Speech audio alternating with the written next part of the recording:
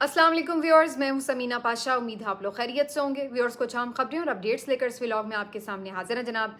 Important खबरें हैं जी, क्योंकि आज सूरत हाल ये है कि जो सैलाब की सूरत हाल है, ख़ास तौर पर खैबर पख्तूनख्वा के मुख्तलिफ इलाकों में, वो बहुत ही खौफनाक है। बहुत जानी नुकसान की इत्तलात हैं। इससे मुतालिक आपको सबसे पहले अपडेट करेंगे। इसके साथ साथ कुछ पॉलिटिकल सिचुएशन पे बात होगी। आपको बताएंगे कि आज़म नज़ीर तारड़ साहब आज क्यों बड़ी मीठी मीठी गुफ्तगू कर रहे थे और पीटीआई की उन्होंने तारीफ़ भी की, कुछ मामलात पर माजरत भी की। इसके ऊपर भी आपको बताएंगे। अवार्ड्स जो मिले हैं उसके ऊपर अभी भी गुफ्तगू और तबसरों का सिलसिला जारी है। आपके साथ शेयर करेंगे कुछ चीज़ें मज़ीद, और फिर आपको ये भी बताएंगे कि पीटीआई की मुख्तलिफ जो एक्टिविटीज़ हैं वो क्या रहीं।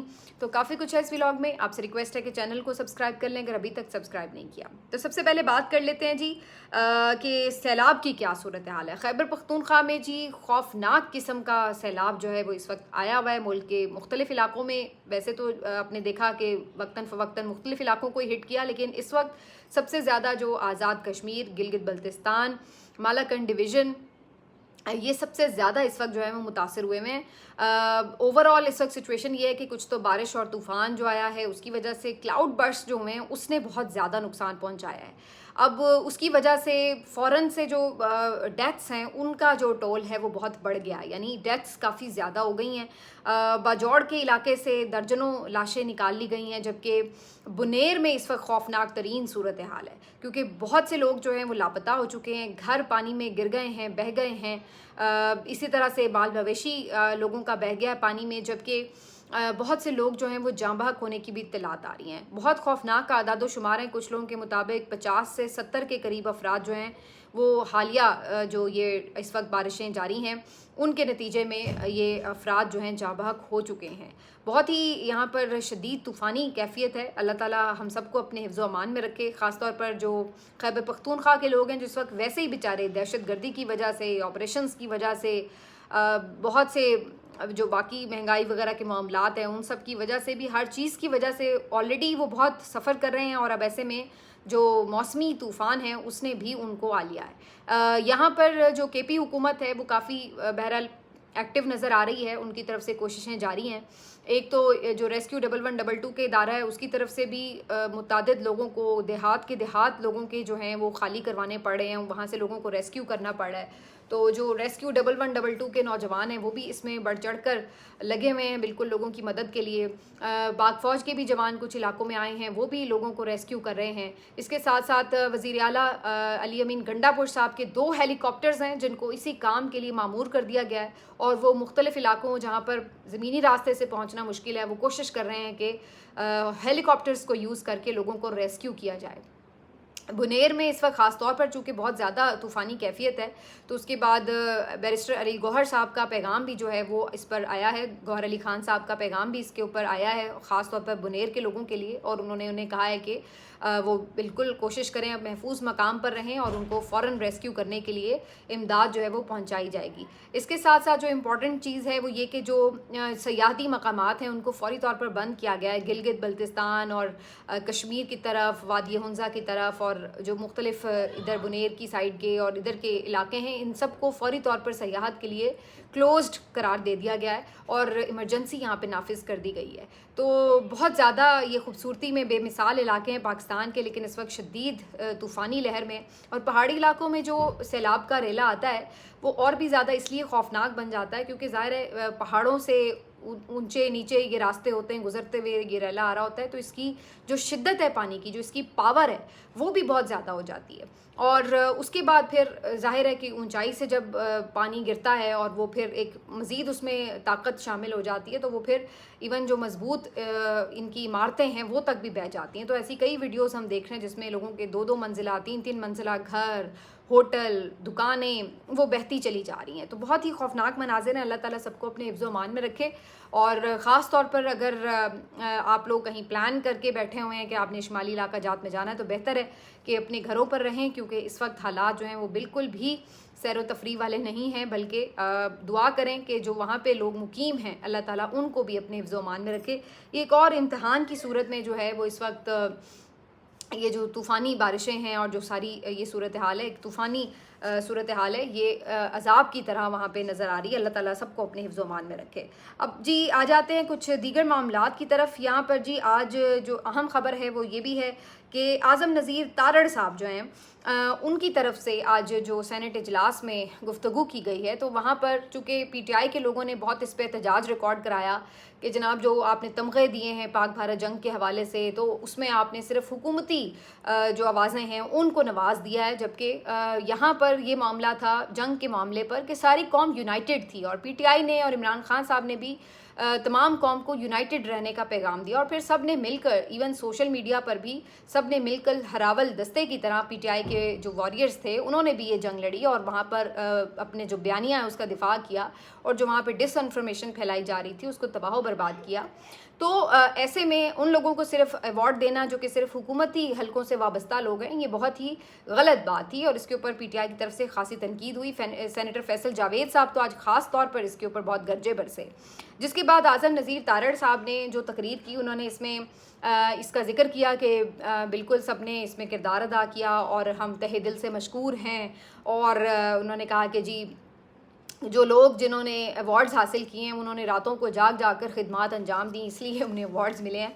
और जहाँ तक ये बात है कि जी जो कायद आज़म की तस्वीर के हवाले से गुफ्तगू हो रही है उसके ऊपर भी उन्होंने वजाहत देने की कोशिश की कि जी हमारा मकसद किसी की दिल आज़ारी नहीं था, अगर किसी की दिल आज़ारी हुई है तो हम माजरत खां हैं, लेकिन कायद आज़म को कोई माइनस नहीं कर सकता, हम सब उनके पैरोकार हैं, पूरी कौम उनकी पैरोकार है, तो ऐसा नहीं हो सकता कि हम कहें कि जी कायद आज़म को भुला दिया है। लेकिन ये तमाम उनकी गुफ्तगू जो है वो मुझे बड़ी मसनूई सी लग रही थी ऑनेस्टली, अगर मैं अपनी राय का इजहार करूँ, क्योंकि ये कोई ऐसी बात नहीं है कि ये गलत फहमी में ऐसा हो गया, ना ये कोई इस तरह की चीज़ है कि आप कहें कि जी किसी एक जगह पर हुआ और बस उस वजह से तनकीद शुरू हो गई। ये बात पिछले पूरे हफ्ते में जब से ये बिलबोर्ड्स वगैरह लगना शुरू हो गए थे, मुख्तलिफ होर्डिंग्स लग रही थी, मुख्तलिफ बैनर्स और फ्लैक्सेस लग रहे थे, उस वक्त से ही हर कोई मेंशन करता चला जा रहा था, लेकिन इसके बावजूद भी किसी और एक होता ना, एक आपने बनाया उस पर तनकीद हुई, आप आगे के लिए कॉन्शियस हो गए कि भाई वाकई ये माइनस नहीं होना चाहिए था, कायद आज़म की तस्वीर तो होनी चाहिए, लेकिन ये कंटिन्यूसली हर जगह पर किया गया और हत्ता कि 14 अगस्त को छपने वाले सरकारी इश्तहार में भी आपने कायद आज़म की तस्वीर नहीं छापी। तो इसलिए ये कोई एक ऐसी बात नहीं थी कि जिसके ऊपर ये कहा जाए कि जी गलतफहमी में हो गया और इसको इग्नोर कर दिया जाए, ये मुस्तकिल हुआ और बार बार हुआ। उसके अलावा जो ये बात कह रहे हैं आज़म नज़ीर तारड़ साहब के जी हम तो उनके फॉलोअर्स हैं, ये वो, तो जो आपकी तकारीर थी उस तक में आपने कायद आज़म मोहम्मद अली जिन्ना का जिक्र नहीं किया, वहाँ पर भी आप कहीं उनको खराज तहसीन पेश करते नज़र नहीं आए, कहीं आप उनके फरमुदात कोट करते नज़र नहीं आए, कहीं आपने सज़म का इजहार नहीं किया कि कायद आज़म के जो अफकार थे उसके मुताबिक पाकिस्तान को ढालना है, बल्कि आप लोग तो उल्टा ऐसा लगा कि सिर्फ फील्ड मार्शल आसिम मुनीर साहब की मदह सराई में मसरूफ़ हैं। बिल्कुल उनकी तारीफ़ भी होनी चाहिए जो उन्होंने ज़ाहिर है इसमें किरदार अदा किया पाक भारत जंग के दौरान, लेकिन इस तकरीब को महज सिर्फ उनकी मदह सराई की तकरीब में बदल देना ये क्या अक्लमंदी थी। और इसी वजह से फिर तनकीद भी शुरू हुई कि कायद आज़म का कहीं नाम निशान नहीं है और बाकी आप हर चीज़ के ऊपर जो है वो सारे पैसे भी लगा रहे हैं और लोगों की ऐसे लगता है जैसे कोई जहन साजी की कोशिश की जा रही है, तो इस वजह से उसके ऊपर तनकीद शुरू हुई। तो बहरहाल उन्होंने कहा कि जी जो इन्होंने इवन करारदाद भी 14 अगस्त के हवाले से पेश की उसमें भी इन्होंने अपोजिशन को ऑन बोर्ड नहीं लिया था, तो इन चीज़ों के ऊपर इन्होंने थोड़ी बहुत माजरत भी की कि नहीं जी हमारा ये नहीं वो नहीं बस, लेकिन आप कह सकते हैं कि फायर फाइटिंग की कोशिश थी, वरना ये कोई ऐसी चीज़ें नहीं थी कि अचानक से कोई जश्न आज़ादी आ गया था और पहले कभी चूँकि आया नहीं था तो पता नहीं था कि इसके ऊपर बिहेव कैसे करना है। ये 78 साल से आप मना रहे हैं तो जाहिर सी बात है आपको पता है कि इसके क्या SOPs होते हैं, क्या डेकोरम्स होते हैं, किस चीज़ को किस तरह से किया जाता है, और अब आप सारी जो उसकी शर्मिंदगी है उसको छुपाने के लिए मलबा जो है वो ब्यूरोक्रेसी पर डाल दें कि जी वज़रा को तो पता नहीं, किसी और को, हमें तो पता नहीं, सियासी क़यादत को, ये तो बस नीचे वाले जिन्होंने इश्तिहार बनाया, डिज़ाइन किया, जिन्होंने प्रूव किया, ये वो जाने, हमारे तो इल्म ही नहीं था। तो इस तरह जो है ना वो बात मेरा ख्याल है कि ख़त्म नहीं होती, इस तरह बात छूटती नहीं है जान। बहरहाल फिर भी उन्होंने इसको बस कवर अप करने की जैसे कोशिश की, लेकिन जो अवार्ड्स का मामला है वो अभी थमा नहीं है, इसके ऊपर काफ़ी बात हो रही है और बहुत से ऐसे लोग जिनको इस दफ़ा अवार्ड्स नहीं मिले, लगता है कि वो भी कुछ हुकूमत के साथ खुश नहीं थे। इस वजह से उनको पहले से ही तसल्ली देने के लिए बता दिया गया कि जी आगे जो 23 मार्च वाला प्रोग्राम होगा उसके अंदर आप लोगों को भी अवार्ड्स दिए जाएंगे, तो आप लोग बिल्कुल दिल बर्दाश्ता ना हो। तो सहाफ़ियों के अंदर भी कोई 12 अफराद की लिस्ट है जो कि बना ली गई है कि जिनको 23 मार्च को जो है वो अवार्ड्स दिए जाएंगे उस तकरीब में। और इसी तरह बाकी भी जो शोबों में मुख्तलिफ लोग हैं उनके भी नाम अभी से बता दिए गए हैं कि जी इनको 23 मार्च को अवार्ड मिलेगा। शाहिद आफरीदी साहब को भी अवार्ड मिलेगा बाय द वे, और भी बहुत से लोगों को अवार्ड्स के लिए नामजद किया गया। इसमें जो आपके एंकर्स हजरात हैं उनमें भी काफ़ी नाम हैं। बिनिश सलीम साहिबा हैं, मोना आलम साहिबा, समर अब्बास साहब हैं, आदिल अब्बासी साहब और कामरान हामिद राजा साहब, काफ़ी नाम हैं। तो इन लोगों को भी बताया गया है कि जी 23 मार्च को आप लोगों को भी अवार्ड्स दे दिए जाएंगे। अब मेरा यहाँ पे एक बड़ा अहम सा सवाल है कि भाई कोई भी, मैं अपनी भी बात कर रही हूँ कि मुझ समेत कोई भी जो लोग हैं जो आके सिर्फ प्रोग्राम्स कर रहे हैं, अपना काम कर रहे हैं, उनको अवार्ड्स देने की क्या ज़रूरत है? हम उसके लिए ज़ाहिर है कि तनख्वाह भी ले रहे हैं और अपना काम कर रहे हैं। आप अवार्ड उस वक्त देते हैं जब आप कुछ एक्स्ट्रा ऑर्डिनरी करते हैं, जो आपका काम है उसमें आपने कुछ बहुत एक्सीलेंट काम कर दिया है, कुछ उसमें एक्स्ट्रा ऑर्डिनरी कर दिया है, तब आप कहते हैं कि जी बाकी सब तो ये कर रहे हैं लेकिन इन खातून ने या इन मर्द ने ये एक्स्ट्रा ऑर्डिनरी काम किया इसलिए इनको अवार्ड दिया जा रहा है। ये थोड़ी है कि जो भी आके स्क्रीन पे बैठ गया हम सबको ही अवार्ड दे देंगे, वो सभी क्या इतने एक्स्ट्रा ऑर्डिनरी काम कर रहे हैं? तो एक तो ये बात जो है वो क्वेश्चनेबल हो जाती है कि सभी को क्यों अवार्ड से नवाजा जा रहा है। दूसरी बात ये है कि जिस तरह इस हुकूमत में हुआ है कि ऐसे ऐसे लोगों को आपने अवार्ड्स नवाज दिए जिसका कोई तुक नहीं है, जिसकी कोई लॉजिक ही नहीं है, तो उसके बाद जो है वैसे ही अवार्ड्स की आपने अहमियत ही कम कर दी। उसके बाद तो ये तयशुदा उसूल बन गया कि जी कोई भी अवार्ड ले सकता है, और फिर उसके लिए सिर्फ एक जो है वो क्राइटेरिया रह गया कि आपने हुकूमत को अगर खुश कर दिया है तो फिर आपको अवार्ड मिल सकता है। इसके अलावा तो बज़ाहिर कोई उसका क्राइटेरिया नज़र नहीं आता। तो एक ये जो है वो उसके ऊपर बहुत ज़्यादा एतराज़ हो रहा है। और फिर इस दफ़ा जो अवार्ड्स मिले हैं उसके हवाले से जो हामिद मीर साहब का भी नाम था और उन्होंने आके अवार्ड लिया भी, अंसार अब्बासी साहब का नाम था, तलत हुसैन साहब का नाम था, नसीम ज़ारा साहिबा का नाम था, लेकिन इन तीनों ने अवार्ड्स नहीं लिए और इन्होंने कहा कि हम इन अवार्ड्स में दिलचस्पी नहीं रखते। इवन जो अंसार अब्बासी साहब हैं उन्होंने तो पब्लिकली आके कहा कि जी मैं कोई अवार्ड्स में इंटरेस्टेड नहीं हूँ। तलत हुसैन साहब का भी ये कहना था कि मेरी पॉलिसी रही है कि मैंने कभी किसी हुकूमत में भी अवार्ड नहीं लिया। तो हामिद मीर साहब जो हैं उन्होंने जाके अवार्ड रिसीव भी किया और उनको भी जो उनकी खिदमात हैं उनके एतराफ़ में ये अवार्ड दिया गया। इसमें कोई शक नहीं है कि हामिद मीर साहब पाकिस्तानी सहाफ़त का एक बहुत बड़ा नाम है, बहुत बड़ा नाम है, और बहुत से आप कह सकते हैं कि हुकूमतों के असरार और रमूज़ वो अपने सीने के अंदर समाये बैठे हैं।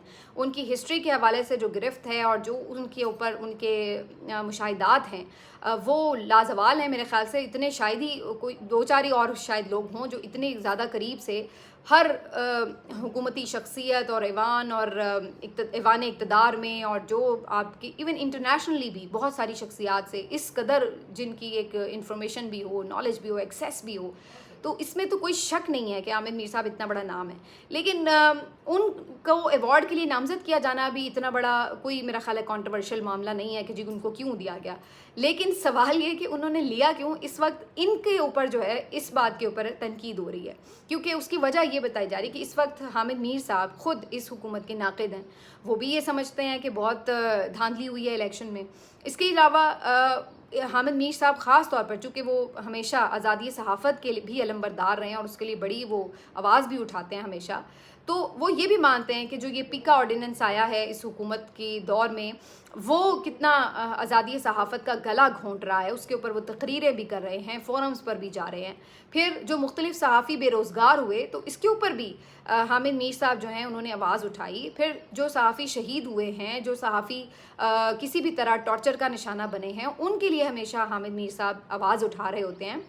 तो जहां आप इतने ज़्यादा इस बात के लिए कन्विंस्ड हैं कि इस हुकूमत में आज़ादी सहाफ़त की ये बुरी सूरत हाल है और सहाफ़ियों का माशी कत्ल किया जा रहा है और फ़िज़िकली भी बेचारे कोई गिरफ़्तार हुए हैं, कोई टॉर्चर हुआ है, कोई बेचारा मुल्क छोड़ने पे मजबूर हुआ है, ये सब हुआ है, तो उसके बाद ऐसे ही लोगों से जाके अवार्ड वसूल करना क्या ये आपके मौक़िफ़ को कमज़ोर नहीं कर देता कि वाकई आप जो कह रहे हैं, अगर आप इस बात पे स्ट्रांगली बिलीव करते हैं तो आप एहतजाजन इस बात से इनकार कर सकते हैं कि मुझे ये अवार्ड जो है वो नहीं लेना आपके हाथ से, क्योंकि जो मेरी साथी कम्युनिटी है वो इस कदर उनके साथ ये हालात हैं और फिर आपने ये जो पीका बनाया है हम सब इसके ख़िलाफ़ हैं। तो आप इस तरीके से अपना एहतजाज रजिस्टर करवा सकते हैं। बहरहाल चॉइस तो ये उनकी अपनी है, उन्होंने मुनासिब समझा कि वो ये अवार्ड रिसीव कर लें, उन्होंने रिसीव भी कर लिया। लेकिन इस हवाले से एक तनकीद जो है वो उनके ऊपर हो रही है।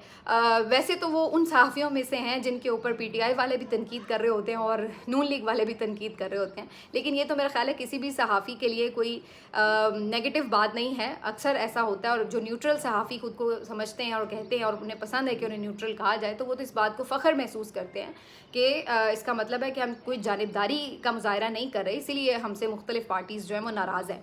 लेकिन दूसरी तरफ जब उसूल की आप बात करते हैं, उसूल का अलम आप उठाते हैं, तो फिर वहाँ पर बहुत से लोग ये सवाल भी करते हैं कि फिर उन्हीं लोगों से जिन्होंने अपने हाथ से ये बिल जो है इनको मंजूर किया है, उन्हीं के हाथ से आप फिर अवार्ड कैसे वसूल करते हैं। तो इस वजह से हामिद मीर साहब भी जो काफ़ी तनकीद का इस वक्त निशाना बने हुए हैं। बहरहाल अवार्ड से आगे कुछ PTI की एक्टिविटीज़ और जो बाकी मामला सियासी चल रहे हैं उस पर बात कर लेते हैं। एक तो जी जो मैनचेस्टर है, वहाँ पर बरतानिया का जो शहर मैनचेस्टर है, वहाँ पर एक बहुत बड़ा एहतजाज पाकिस्तान तहरीक इंसाफ की तरफ से रिकॉर्ड कराया गया है। अब इसको आप एहतजाज कह लें या इसको फिर अगेन वही एक सवाल शुरू हो जाएगा, एहतजाज था या सेलिब्रेशन थी। बहरहाल 14 अगस्त के मौके पर वहाँ पर बहुत बड़ी पाकिस्तानी कम्युनिटी जो थी वो इकट्ठी हुई, और वहाँ पर कुछ लोग तो इस जज्बे से आए कि ज़ाहिर है वो 14 अगस्त मनाने आए हैं। कुछ PTI के वहाँ पे फॉलोअर्स थे, कुछ नहीं ज़्यादा थे, और उन्होंने PTI के झंडे भी उठा रखे थे और वो इमरान खान साहब की रिहाई भी डिमांड कर रहे थे, उनकी तस्वीर भी उठा रखी थी। तो बहरहाल वहाँ पे एक पूरा मुजाहरा था, बहुत बड़ा, हज़ारों की तादाद में लोग मौजूद थे। बड़ा वहाँ पे एक आप कह सकते हैं कि बड़ा चार्ज्ड क्राउड था। और फिर ऐसे में वहाँ पे अहम जो आपके सबके फेवरेट सहाफ़ी हैं इमरान रियाज साहब, वो भी वहाँ पे पहुँचे। उन्होंने वहाँ पे आके लोगों में झंडे भी तकसीम किए और उनकी प्रेजेंस से और भी लोग बड़े खुश हो रहे थे, बड़ी उनके साथ तस्वीरें बनाई जा रही थी। बहुत से लोग उनको बहुत ज़ाहिर सी बात है इज़्ज़त भी देते हैं और उनके साथ बहुत मोहब्बत भी करते हैं। तो वहाँ पे जनाब एक अलग किस्म का छोटा सा ऐसा लग रहा था पाकिस्तान का कोई शहर है कि जहाँ पे इतनी बड़ी तादाद में पाकिस्तानी मौजूद हैं। तो वहाँ पे भी खैर PTI वालों ने ज़ाहिर इमरान खान साहब की रिहाई के हवाले से भी आवाज़ उठाई और अपने जो कंसर्न्स हैं जो इस वक्त मुल्क में सूरत हाल चल रही है उसके हवाले से भी बात की। और इसके साथ साथ जो ख़ास तौर पर एक ख़बर मैं और शेयर कर दूं कि 14 अगस्त जो पाकिस्तान में मनाई गई है, वहाँ पर PTI के बहुत से जो कारकुन हैं उनको गिरफ़्तार भी किया गया और कुछ को मुकदमात में नामज़द किया गया था। तो आज इस सिलसिले में गिरफ़्तार होने वाले 12 जो इनके कारकुन थे उनको ज़मानत मिल गई है। इस्लामाबाद की इंसदाद दहशतगर्दी अदालत में उन्हें पेश किया गया था और उन पर इल्ज़ाम ये था कि 14 अगस्त को वो कोई धरना देने की प्लानिंग कर रहे हैं और इसके बाद उनको गिरफ़्तार किया गया था। अब बहरहाल ख़बर यह आई है कि उनको ज़मानत पर रिहा कर दिया गया है। तो बहरहाल ये वही चीज़ है जिसकी एक आपको तवातुर नज़र आता है कि बार बार किसी एहतजाज पर जब भी वो बाहर निकलते हैं तो उनके कुछ ना कुछ कारकुन धर लिए जाते हैं, फिर कुछ बेचारे निकल जाते हैं, कुछ को ज़रा ज़्यादा देर ठहरा लिया जाता है। तो बस इस तरह से ये सिलसिला चल रहा है। लेकिन बहरहाल जो उन्होंने 14 अगस्त को करना था वो उन्होंने कर दिया है और ठीक ठाक किस्म का मैसेज जो है वो सबको मिल चुका है। मिलते हैं आपसे अगले वीलॉग में, अपना ख्याल रखिए। अल्लाह हाफ़िज़।